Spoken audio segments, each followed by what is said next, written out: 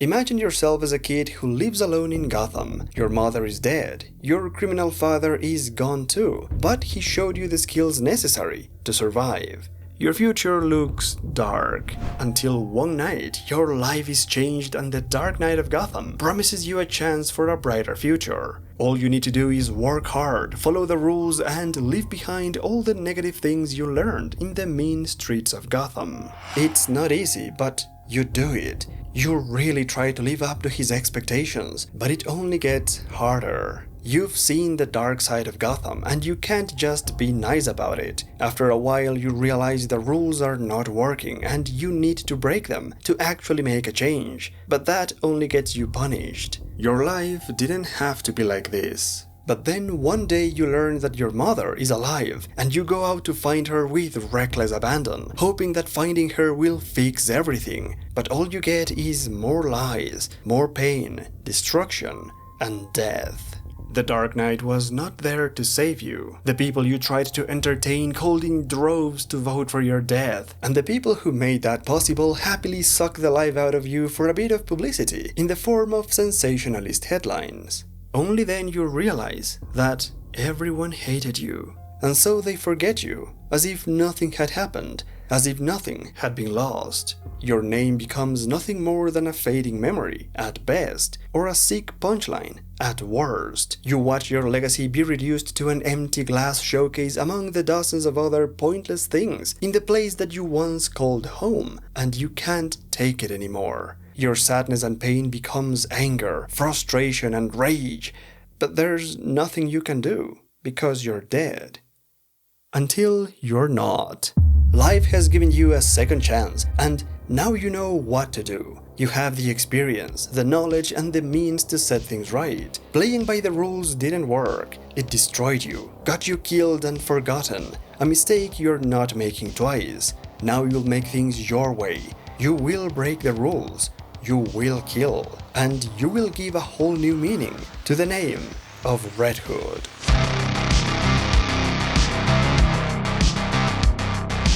There was a time when Jason Todd was completely forgotten. In the decade after his death, he was rarely ever mentioned or acknowledged in the main Batman comics beyond his empty costume decorating the Batcave. But all of that changed when Jason Todd showed up out of nowhere in the final chapters of Batman Hush, the Batman storyline of the early 2000s. The return of Jason was the most iconic moment in the Batman comics since Bane broke Batman a decade earlier. It was just as iconic as it wasn't real. DC Comics didn't really want Jason Todd back, at least not yet, instead revealing this was actually Clayface, completely defeating the purpose of this moment and breaking the ending of Batman Hush. This Jason may not have been real, but the success of his return very much was, becoming the best and most popular comic book moment of 2003. Now DC wanted Jason back, and they conveniently never explained what happened to the real body of Jason at the end of Hush. That was a wildcard that allowed DC to get serious about bringing back Jason. Following Batman Hush, the Batman comics published Broken City, a crime noir story with a terrible plot but great art that had absolutely nothing to do with Hush, as the new Batman editors didn't care about continuity. Broken City lasted for 6 months, and in that time DC found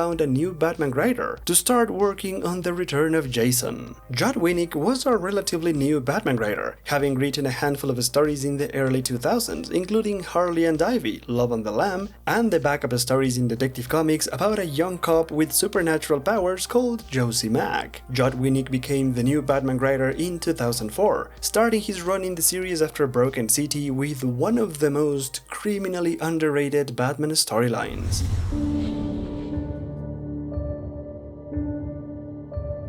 For far too long, my favorite aspect of the Batman comics had been ignored. For far too long, there had been no horror in Batman. But Judd Winnick changed that, along with artist Dustin Nguyen in their first ever Batman run, bringing back horror with a nightmarish Batman as the cover of issue number 626, the first of 5 chapters where we slowly get sucked into a dark world of criminals losing their minds and their lives with terrible visions of monsters and demons, and Batman unable to do anything to save them. The man behind these mysterious deaths is, shockingly, the Penguin. But not any penguin. In this dark world of nightmares, the Penguin is no longer an elegant gangster, but rather a monstrous freak, a violent creature to be afraid of, to be disgusted by. The monstrous face of the Gotham underworld made man, or in this case, worse than man. This Penguin is eliminating the competition, using chemicals provided by the Scarecrow, the most fitting Batman villain for a horror story, even though he looks rather pathetic, a decision that was intentional. Scarecrow was one of the most notable Batman villains that had never been changed, updated, or modernized at all. Until now, when Jonathan Crane creates a new chemical that allows him to turn himself into a horrific monster and start killing the gangsters of Gotham without mercy. In this world of freaks and monsters, Batman needs to act accordingly, and that's why he's not really the usual vigilante or crime fighter. For this story, they brought back the dark creature of the night that strikes terror in the hearts of criminals, the mythical urban legend whose dark and menacing presence is enough to have criminals cowering in fear. This is the worst nightmare of Gotham criminals, because at any moment, Batman could grab them or pull them out of a building through the windows, dragging them across the street and all the way down to the sewers, literally dragging them to hell. Judd Winnick was without a question the best Batman writer in a very long time, but his work wouldn't have been as effective without the art of Dustin Nguyen, particularly the way he illustrates the different places of Gotham, turning this into a real dark city of fear, where the innocent people fear the criminals, and the criminals fear Batman. It's remarkable how Dustin Nguyen manages to turn every place in Gotham into a horror setting, from the elegant and shadowy Victorian mansion of the Penguin to the rusty and dilapidated laboratory of the Scarecrow. Every place is loaded with a dark atmosphere that feels as if danger is lurking in the shadows. Even the modern buildings of the Gotham gangsters become dark dungeons that Batman needs to investigate, following the trail of death and destruction left by the Scarebeast. It's ironic how it is in the darkest of settings that this Batman shines the most. It's not in epic fights or flashy splash pages, but rather in the quiet moments of him investigating, doing detective work while looking like an otherworldly creature of the night. This is a horror murder mystery, and one of the best examples of what a modern Batman comic should look like. The story eventually builds up towards a final confrontation with the Scarebeast in Wayne Manor and the Batcave, where Alfred, Robin, and Batman fight together to stop the monster. In the end, they win the fight thanks to a new armor that Batman pulls out of nowhere. And that's the only downside of the story, as it is totally unexpected and it feels a bit toyetic. I would have preferred if they instead used the Batcave as a living weapon against the monster, showcasing all the new security measures in the place after it was rebuilt. Still, it's quite a fun ending that expands Batman's arsenal and showcases some great characterization as well, as Batman is unable to prove anything against the Penguin, so instead he destroys one of his expensive top hats, showing us a most unusual and spiteful side of Batman that is also a nice display of humanity and emotions without breaking character. I really don't get how one of the most interesting Batman stories is also one of the most overlooked by fans and DC Comics alike, as it is rarely ever mentioned and it's been long out of print. It's even more surprising considering this story laid the groundwork for the eventual return of Jason. In the first encounter with the Scarebeast, Batman is exposed to a large dose of fear gas, which causes him to have horrible hallucinations of the Joker and Two-Face, torturing his mind and reminding him of what a failure he is, as he is unable to stop them. These hallucinations kicked in while Batman was driving, so Alfred sends Robin to help him, but instead of seeing Tim, Batman sees Jason, the Jason that he confronted in Hush. This Jason tells Batman that he has come back to give him a better kind of criminal, a criminal that is more ruthless, more violent and deadly than any of the others, and that Batman will not do anything to stop him because of how much he loves him. Jason literally has Batman by the throat, like in the amazing cover of Chapter 4, illustrated by the master Matt Wagner, who created all of the covers for the storyline, providing some great art for this horror adventure, but none better than this cover of Jason Todd fighting Batman. Of course, this vision was not real and Batman eventually recovered from it. The hallucination of Jason could be explained by his recent fight with Clayface during Batman Hush, so there was nothing to worry about. Until the last page of the story, when Alfred is repairing the Batmobile and he finds something strange. He finds the Robin mask of Jason.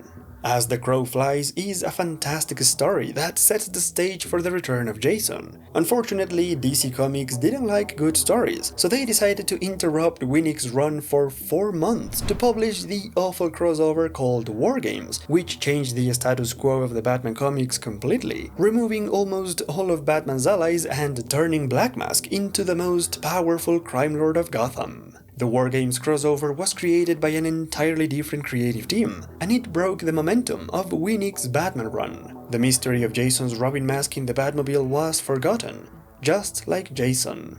Forgotten, just like Batmite. Forgotten, just like Red Hood.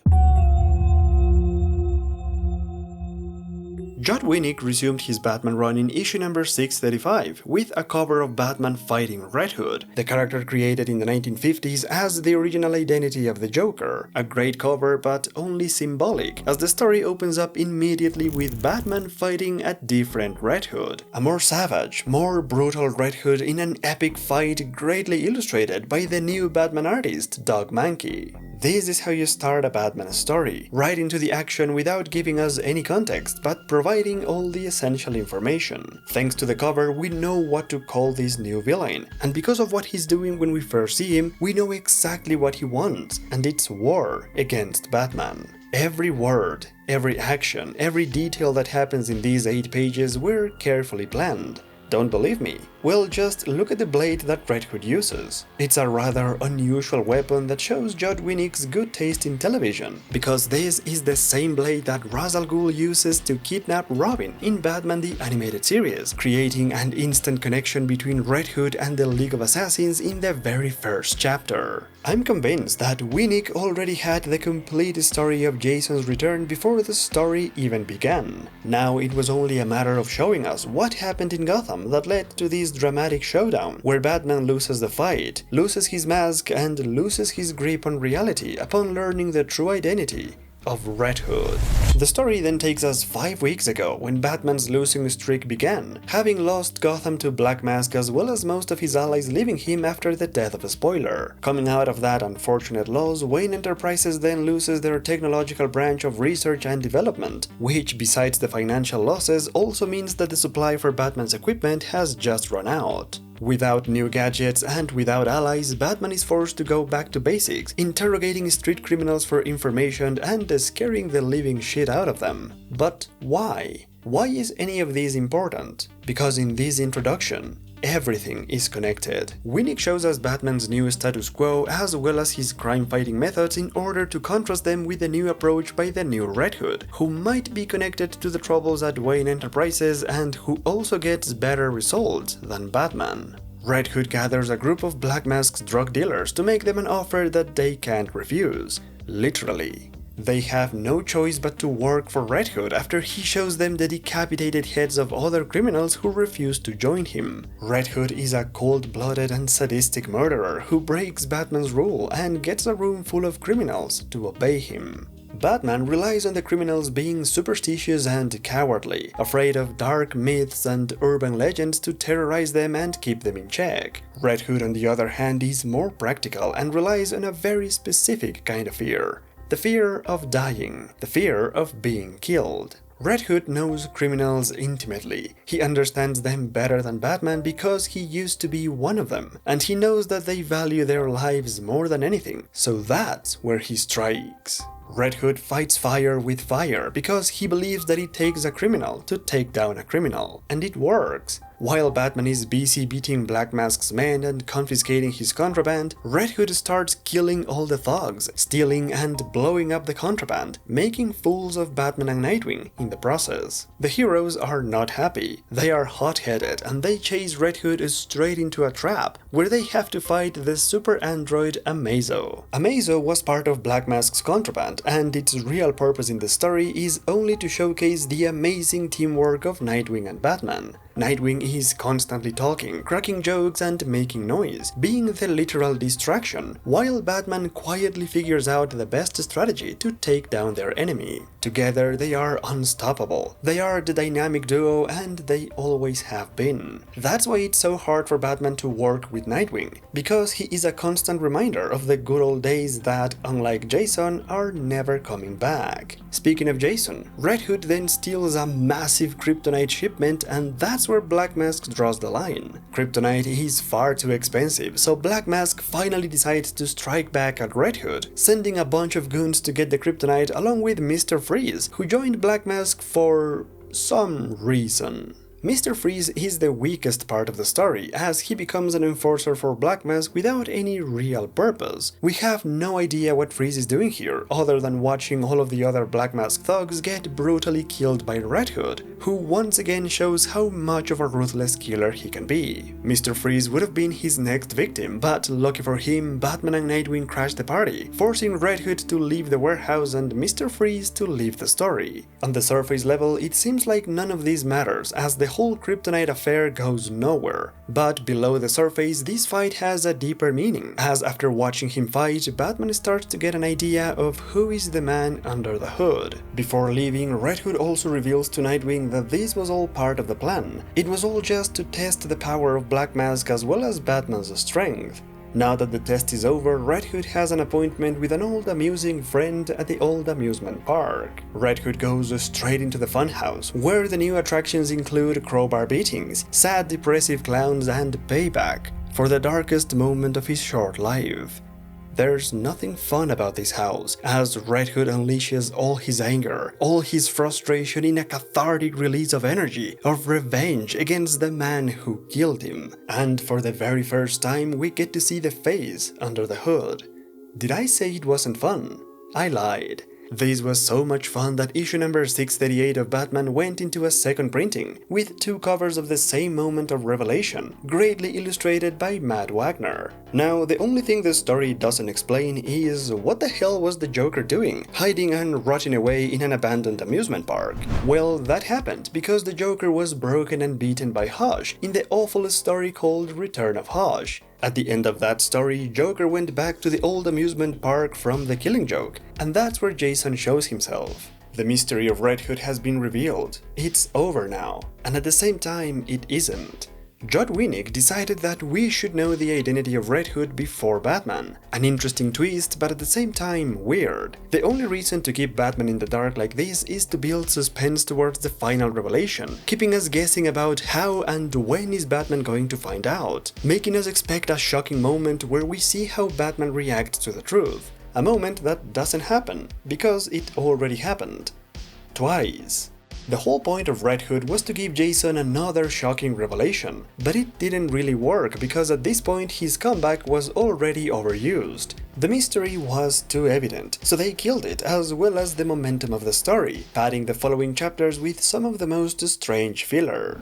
First, Batman travels around the world, asking friends and allies about death and resurrection. He asks Satana if the Lazarus Pits can bring back the dead, and when she doesn't have a useful answer, he acts like an asshole in the worst Batman moment of the story. Then he goes on to meet Jason Blood and asks him about magical ways to bring back the dead. Batman also asks Green Arrow and Superman about how they came back from the dead, but nobody can give him useful answers, and he becomes desperate about the idea, the possibility that Jason Todd might be back. For Batman, that doesn't make any logical sense. The appearance of Red Hood has seriously affected Batman, as he finds himself wasting his time, moping around or doing nothing away from Gotham. Meanwhile, Red Hood keeps attacking Black Mask on all fronts, killing his people left and right and even using other crime fighters to do it, like Onyx, one of the last vigilantes in Gotham. Red Hood uses Onyx to take down more of Black Mask's men, making her think that he is one of the good guys, until he kills them all with a machine gun and then proceeds to stab Onyx, showing her that Batman's way of doing things will never get them anywhere,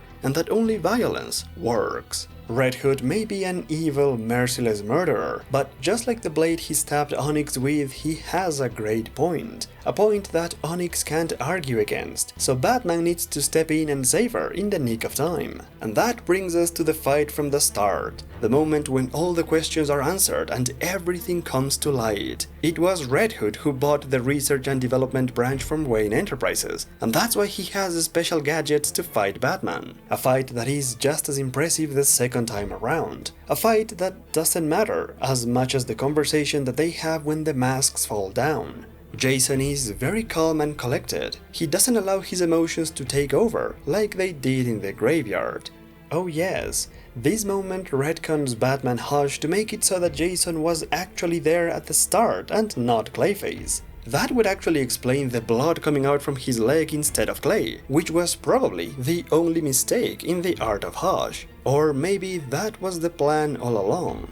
Mistake or master plan, this moment was so iconic that Judd Winnick couldn't let it go to waste, writing Jason into the story as it should have been from the beginning.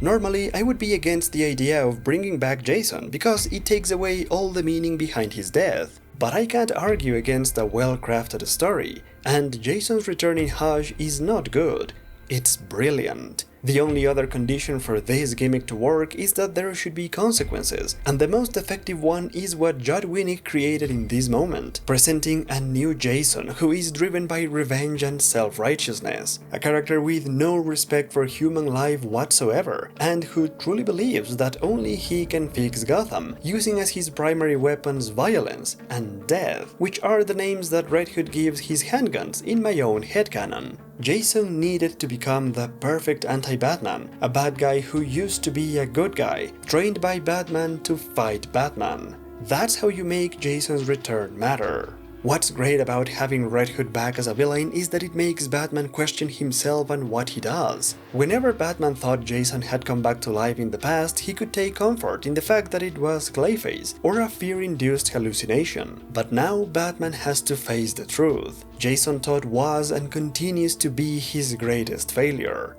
In the past, it was because of his death, because he was unable to save him and give him a good life. Now it's because he couldn't prevent Jason from becoming a bad guy, a killer, trained by himself. That's why Batman leaves Jason's Robin Memorial standing, as a constant reminder of his greatest failure that only keeps getting worse. In 2005, this story was phenomenal, and because DC Comics didn't like that, they interrupted the story for 2 months to tell more stuff about the wonderful War Games crossover, which everyone hated. I have no idea why DC kept doing that, breaking up good stories for the sake of awful ones. And when the Red Hood story came back, they did it yet again, but this time at the end of the story. The return of Jason was a mystery that not even the world's greatest detective could solve, though not for a lack of trying. Batman did all he could, but he was stumped with an empty coffin that had never been used. In light of this impossible mystery, Batman remembers a quote about how a father's greatest achievement is when their son surpassed them. Jason not only has given him a mystery he can't solve, but he's also become a better crime fighter, getting the results that he never could. Criminals are now terrified of Red Hood. They don't fear Batman anymore, and they don't respect Black Mask either. Gotham is Red Hood City now, showing Batman that the time for theatrics and fear tactics is over. Now it's the time for a full-on war against crime, as Red Hood keeps blowing up entire buildings, vehicles, and brutally killing all sorts of criminals. Batman and Black Mask watch helplessly as the city collapses in front of them, while Red Hood is always one step ahead. When Black Mask realizes he needs to fight back, it's already too late, as Red Hood blows up his entire base of operations with a rocket launcher in one of the most memorable moments of the story. The new empire of Black Mask is about done, and it makes you wonder, where the hell did Freeze go to? Why is he not under Black Mask's payroll anymore? The truth is that Freeze never mattered, because now that Black Mask needs help from other villains, it's Deathstroke who shows up out of nowhere. Black Mask is so desperate that he agrees to get help from a less-than-ideal team of third-rate metahumans, such as Hyena, Captain Nazi, and Count Vertigo. They set up a trap for Red Hood and they almost got him, but then Batman shows up at the last minute, showing that he might not be able to stop Red Hood, but he certainly can follow him and save him. And I don't blame him. Red Hood is an amazing partner. Just look at them fight together. It's flawless. It's perhaps the best moment of the entire storyline, showing us how well they work together, despite their extremely different methods, allowing us to understand what makes each of them great. Red Hood believes that Batman's no-killing rule makes him weak and predictable, and to prove his point, he kills Captain Nazi, quickly ending the fight. In the eyes of many fans, this is how things are done. But under Red Hood's logic, his strength is also his weakness, as solving fights by killing is even more predictable. What Red Hood really hates is the fact that Batman always finds a way to win, without killing. It's almost impossible to argue against Red Hood's cold logic and facts, but arguing against that and succeeding is what Batman does. It's a new way to appreciate Batman, and all thanks to an evil Red Hood. Red Hood was a game-changer for Batman and for Gotham, bringing down Black Mask in the most humiliating way possible. Black Mask, who was once the almighty crime lord of Gotham, is reduced to nothing, a powerless freak who is forced to kill the few men he had left, following Red Hood's orders. Only after losing everything, even his dignity, Black Mask decides to fight back, killing Red Hood right in front of Batman, who gets to revive his worst failure of losing Jason all over again. Except it's not Jason. Once again, Black Mask and Batman were played by Red Hood, who is actually in Crime Alley, waiting for Batman with a very happy hostage. The final moment of the story approaches and Batman rushes to meet Jason, just as Judd Winnick rushes to wrap it all up. The first sign of a rushed ending is when Bloodhaven becomes a bloody hell, as Chemo, the living nuke, is dropped on the city for whatever reason, distracting Batman with another possible tragedy. This comes out of nowhere, and apparently it is connected to the Infinite Crisis storyline, but do not ask me what happens there because I have no idea. So I'll just ignore it and hope that this DC Universe story doesn't come back at the end of my Batman story. And I say that honestly because this is the ending of one of the most iconic, one of the best Batman storylines ever created, where Jason finally reveals his ultimate motivations. The reason he became Red Hood and started killing is because he hates how Batman never kills but always wins, except when it came to him.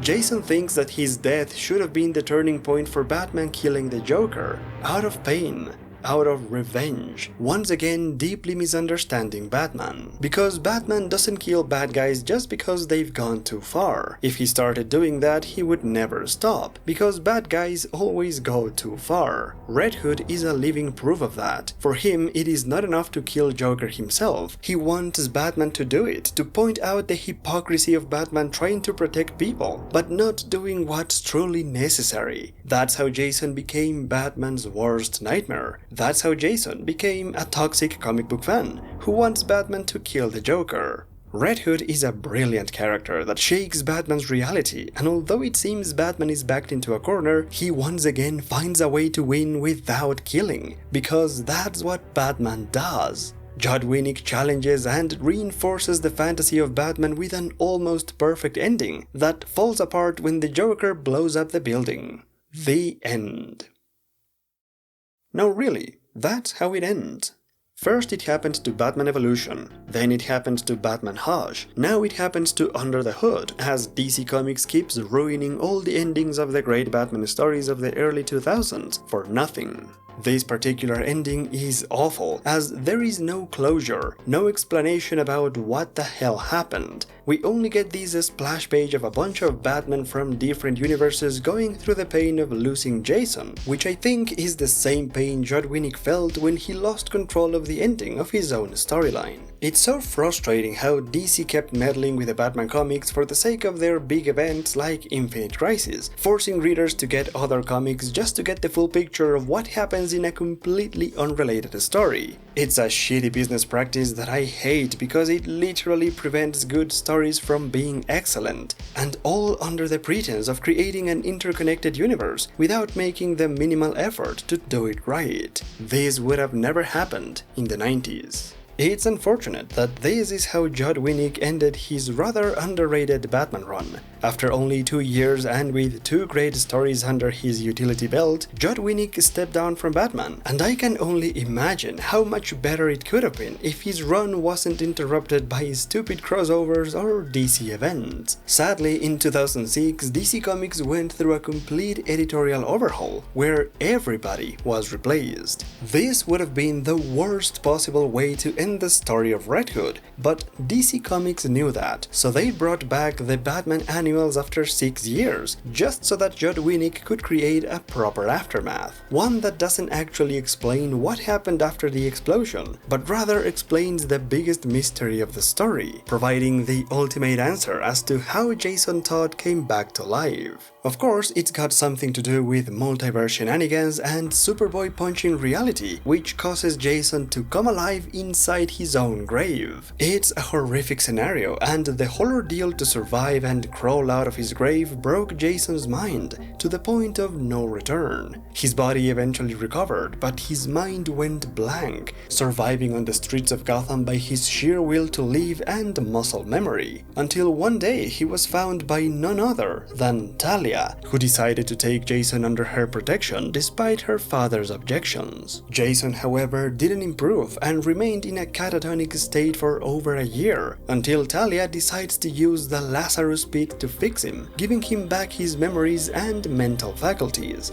In doing this, Talia disobeyed her father, and now she needs to run away, taking Jason with her and giving him 2 parting gifts: a bag with all the information and consequences about his death, and also a kiss. And never before has one kiss been so extremely awful or out of place.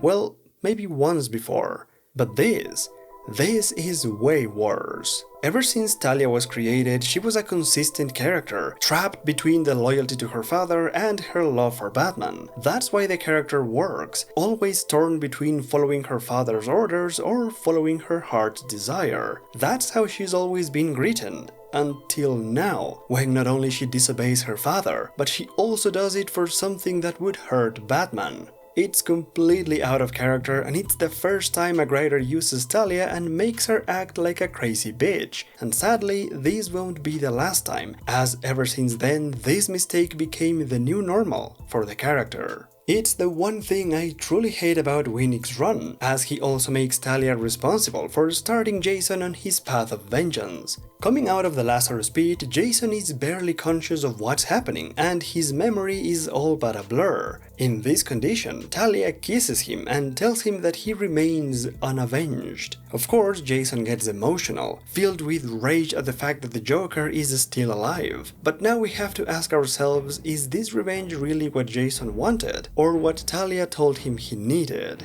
And why? Talia should never have been a part of this, because she doesn't make any sense. She feels forced, carelessly shoehorned into the story. It's much better if it's Jason alone who wants revenge. Everything that happens then would also work better. He's training to become better than Batman. He's tampering with his own grave to cover his tracks. His alliance with Hush to torment his former mentor. Only then would Jason realize that Gotham deserves a better kind of criminal, giving him a reason to call himself Red Hood and become the best new Batman villain created in the 2000s. Under the Hood was so good that it was eventually adapted into one of the greatest Batman animated movies that fixes a lot of the problems of the comic. Problems like Talia or being interrupted by awful crossovers and convoluted events. Both the movie and the comic, however, have one thing in common, and it's the fact that this is the best Red Hood story ever created, simply because Red Hood is evil. That's the whole point of the character. I don't care about a good Red Hood or even a morally grey Red Hood because it doesn't make sense.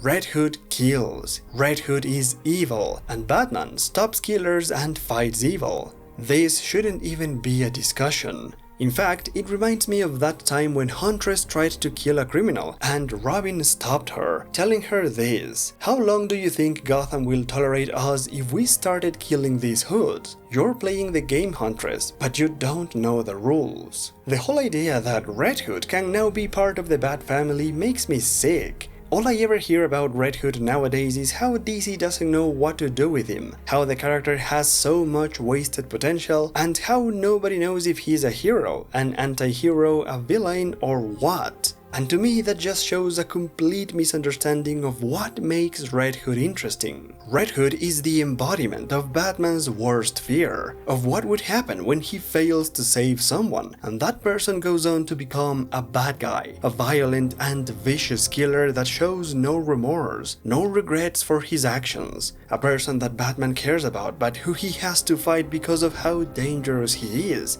because of how dangerous he made him, adding another complex layer to the relationship. Red Hood could have been Batman's own Punisher-like villain. If DC Comics needed to kill one of Batman's enemies, now they had the perfect character to do it. Like when they killed KG Beast, or Magpie, or the Ventriloquist. These could have been Red Hood's victims, forever changing the status quo of the Batman mythos and becoming an actual threat that changes things with every story that he appears in. But it's far too late now, because after this initial storyline, it was clear that only Judd Winnick understood Red Hood, as every other writer started projecting their own ideas of who Red Hood should be. The lost anti-hero, the misunderstood boy, the Robin that deserved better, the prodigal son. But as Red Hood himself says in this story, he is nobody's son. The problem with modern Batman comics is that they treat characters like Red Hood as merchandise to profit from, instead of actual characters with personalities, backgrounds, and motivations, proving that bringing Jason back was the biggest mistake in the Batman history.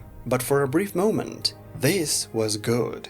For a brief moment, we had one of the absolute best characters of the Batman mythos, the most monumental achievement that nobody thought was even possible, bringing back Jason Todd, one of the most hated characters of the Batman comics, and turning him into one of the most interesting and beloved new characters, all of which was only possible because Red Hood is evil. Thank you all so much for watching this video, and a special thanks to Thomas Murray, Wall-Scaler Batman, John Babb, Bob, Phil and Leany, Agent Meister, Mark Sessions, and all of my Patreons. Thank you all so much for your support, and remember, Red Hood is evil.